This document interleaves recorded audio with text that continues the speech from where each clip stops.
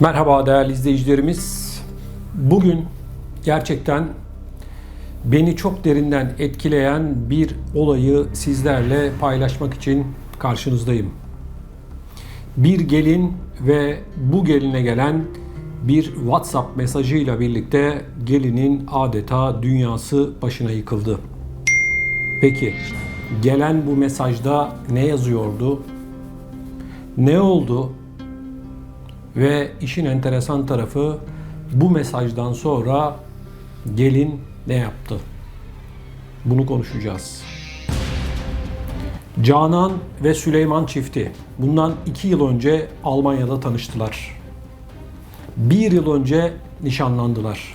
Ve 1 yılın ardından da geçtiğimiz ay için evlenme tarihi belirlediler ve her iki aile de düğün tarihi için gün kararlaştırdı. Ardından neler oldu neler. Her iki aile akrabalarının çoğu Türkiye'de bulunduğu için düğünün bir tanesini Almanya'da, diğerini de Türkiye'de yapmaya karar verdiler 15 gün arayla. İlk düğün Almanya'da, ikinci düğün ise Türkiye'de olacaktı. Bu arada Canan ve Süleyman çifti yaşayacakları evi tuttular, eşyalarını aldılar ve düğün için hazırlıklara başladılar. Düğün tarihi geldi. Davetiyeler dağıtıldı. Yaklaşık 500 kişi düğüne davet edildi Almanya'da. Akrabalar, arkadaşlar, eşler, dostlar. Düğün günü geldi çattı. Sabah erkenden Canan, kuzeni ve çok yakın bir arkadaşıyla birlikte daha önce randevusunu aldıkları bir kuaföre gittiler. Kuaförde gelinliğini giydi, makyajını, saçını yaptırmaya başladı. Artık hayatının en özel gününe, saatlerine çok kısa bir zaman kalmıştı. Düğün için artık her şey tamamlanmıştı. Konuklar, misafirler, davetliler düğünün yapılacağı salona yavaş yavaş gitmeye başlamışlardı. Artık makyaj bitmek üzereyken telefonuna WhatsApp'tan bir mesaj geldi. İşte o an her şey değişti. Peki gelen bu mesajda ne yazıyordu? Bakın. Merhaba Canan. Sen beni tanımıyorsun ama ben seni tanıyorum. Bugün senin düğününün olduğunu biliyorum. Ama evleneceğin kişinin nasıl biri olduğunu bilmen gerekiyor. Beni evlenme vaadiyle 3 yıl oyaladı ve benimle birlikteyken de seninle tanıştı ve evlenme kararı aldı. Seninle nişanlıyken de benimle görüşmeye devam etti. Bunda benim de suçumun olduğunu kabul ediyorum ama bu adamın bana yaptıklarını seninle evliyken de sana yapacağına adım gibi eminim. Bu mesajı atıp atmamakta çok kararsızdım ama zor da olsa bu kararı aldım. Okuduğu mesajla dünyası adeta başına yıkılan Canan önce okuduklarına inanamadı. Bir anda ağlamaya başladı. Saçını yapan kuafördeki kız da buna bir anlam veremedi. Bu sırada yan koltuğunda oturan kuzeni ne olduğunu anlamaya çalıştı. Ona bir bardak su getirdi. Bu arada eli ayağı tabii ki titriyordu. Elinde telefon. O WhatsApp mesajına defalarca bakıyordu. Okuduklarının gerçek olamayacağını düşünüyordu. Kuzenine ve en yakın arkadaşına telefonu verdi. Mesajı okudular. Hatta kuzeni bunun bir komplo olduğunu, Süleyman'ın böyle bir şey yapmayacağını Canan'a söyledi ama Canan ağlamaya devam etti.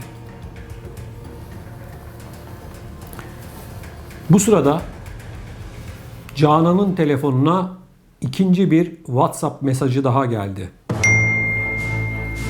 Bu gelen mesajda da şunlar yazıyordu. Canan, beni tanımıyorsun ama bu anlattıklarımın gerçek olduğuna inanman için sana bir fotoğraf göndereceğim yazıyordu. Bilmediği bir telefon numarası, önce mesajı yazdı, şimdi de fotoğraf göndereceğini ifade ediyordu.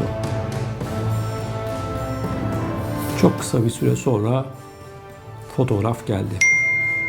Fotoğrafta Süleyman, yani çok kısa bir süre sonra resmi olarak kocası olacak olan Süleyman bir kadınla sarmaş dolaş halde.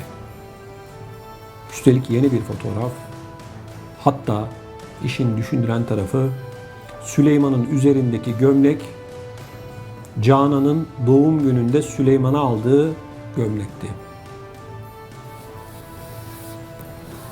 Canan ne yapacağını artık şaşırmış haldeydi. Karar vermesi gerekiyordu. Ne yapacaktı? Bu arada Canan'ın annesi telefonla Canan'ın kuzenini aradı. Neredesiniz? Neden geç kaldınız diye biraz da söylendi. Ve kuaförden Canan, en yakın arkadaşı ve kuzeni çıktılar. Doğru eve gittiler. Canan odasına çekildi ama bir karar vermesi gerekiyordu. Ne yapacaktı? Annesi odaya girdi. Odada Canan, kuzeni, en yakın arkadaşı ve annesi vardı. Hiç kimse konuşmuyordu. Canan ağlamaya başladı, annesine sarıldı. Annesi önce evden gideceği için, gelin olacağı için, ailesinden ayrılacağı için kızının ağladığını düşündü. Ama olay elbette öyle değildi. Annesinin ellerini tuttu ve cep telefonunu verdi. Oku anne dedi. Annesi gelen bu mesajları, fotoğrafı gördü, okudu. Hemen ardından annesi de adeta şoke olmuştu. Ne diyeceğini bilemedi. Ayaklarının bağı çözüldü. Böyle bir tablo. Annesi kızının gözlerine baktı ve şunu söyledi. Kızım, sen ne karar alırsan biz senin yanındayız dedi. Bu sırada davul zurna sesi duyuldu. Gelin almaya Süleyman ailesi, akrabaları gelmişti. Aşağıda davul zurna çalıyordu. Canan annesine döndü.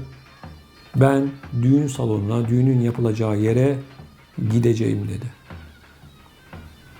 Bu sırada kapı çaldı, odanın kapısı. İçeriye Canan'ın babası girdi. Babası da kızını o halde görünce ne oldu kızım dedi.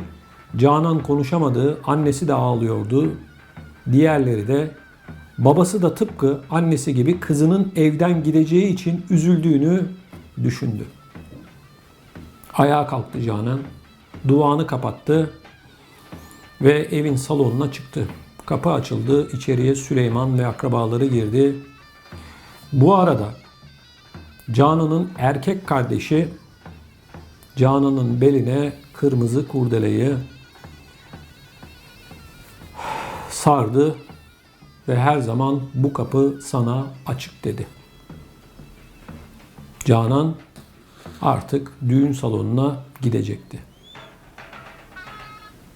Evlerinden çıktılar. Kapının önünde davul zurna insanlar oynuyordu.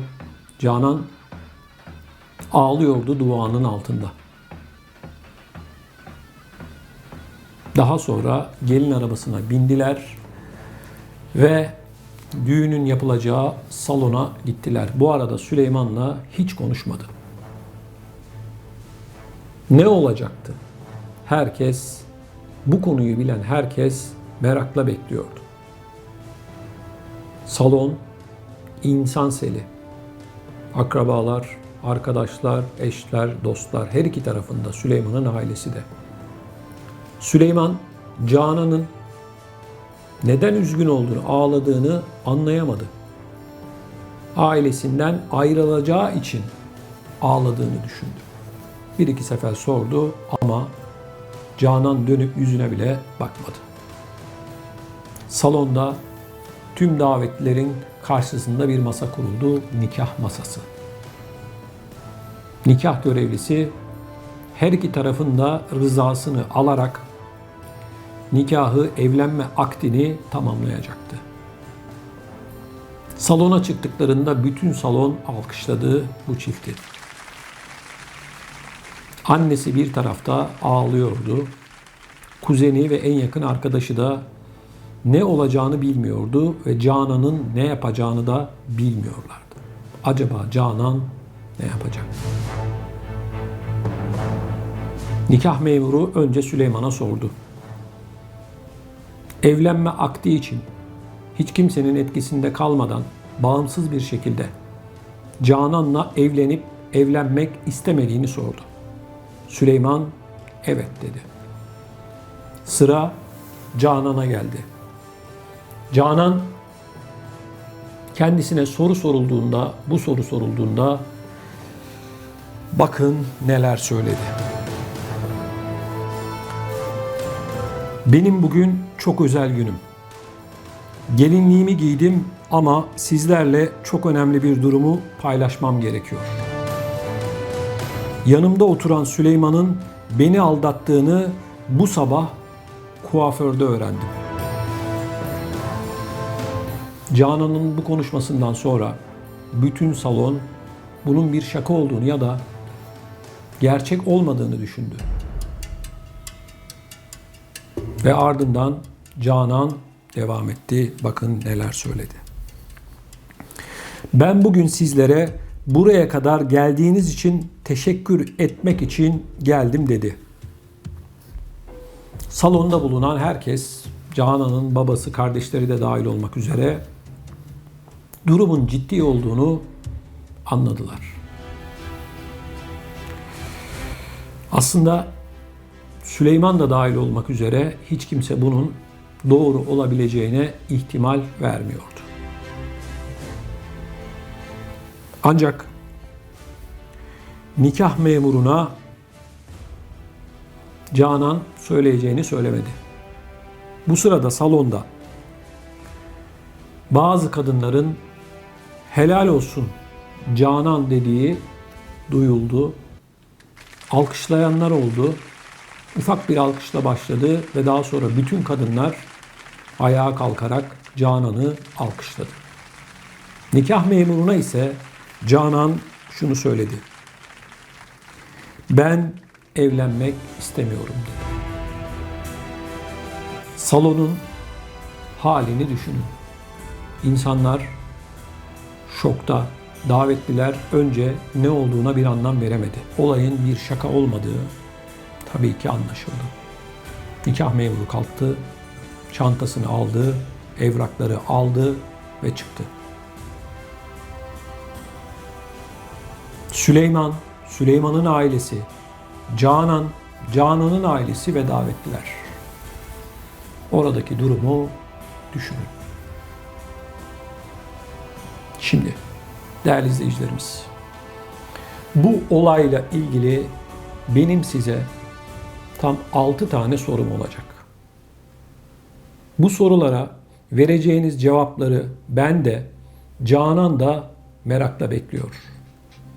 Canan da, ben de vereceğiniz tüm cevapları bu videonun altındaki yorumlar bölümünde okuyacağız. Sorularım şunlar. İlk sorum. Canan aldatıldığını öğrendiği an ne yapmalıydı? İkinci soru. Canan kuaförde aldatıldığını öğrendiği an eve gitmesi, oradan da düğün salonuna gitmesi doğru muydu? Üçüncü soru. Canan Süleyman'a o fotoğrafı göstererek bir açıklama istemesi doğru olur muydu? Yani Süleyman'a bir söz hakkı vermeli miydi? Dördüncü sorum. Canan'a bir komplo kurulmuş olabilir mi?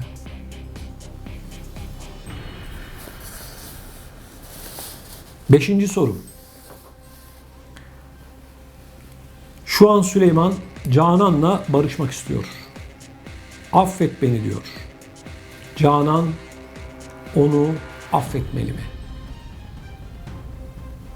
Son sorum. Bu çok önemli. Aynı olay sizin başınıza gelseydi siz ne yapardınız? Görüşmek üzere. Hoşça kalın.